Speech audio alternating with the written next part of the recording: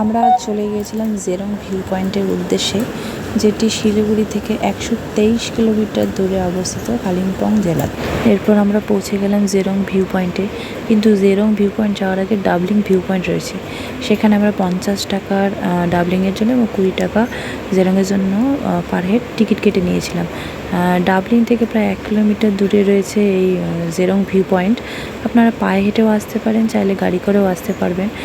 সত্যি খুব সুন্দর দৃশ্য, খুবই সুন্দর জায়গা, না আসলে বুঝতে পারবেন না। কিন্তু বর্তমানে যেটা সব থেকে ভাইরাল ইউটিউবে ভিডিও রয়েছে সেটা হচ্ছে এই জেরংয়ের এই সিঁড়ি, দুটো পাহাড়ের মাঝে খোদাই করে এই সিঁড়ি, এবং সিঁড়ির শেষ প্রান্তে রয়েছে বলা চলে কিছুই নেই, সেখানে একটি পাথর রয়েছে। সেই পাথরটিকে ডিঙিয়ে আমাদেরকে ওপাশটা যেতে হবে, যেটি বাচ্চাদের জন্য খুবই একটু রিস্কি, তবুও আমরা অনেকটা কষ্টে সেখানে পার হয়েছি।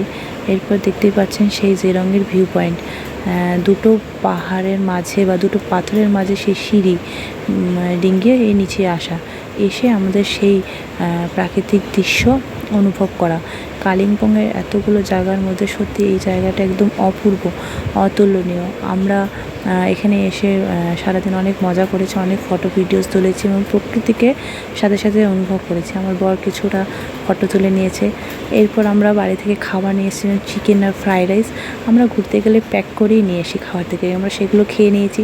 খেয়ে নিয়ে আবার সেই বাড়ির দিকে রওনা হওয়ার জন্য রেডি হয়ে গেছি। এই যে আমার বর ওই দুর্গম পথ দিয়ে এগিয়ে চলছে। ঠিক আছে বন্ধুরা, আজকে এখানেই রয়েছে। এরপর আবার অন্য ভিডিও নিয়ে নেক্সট ভিডিওতে দেখা।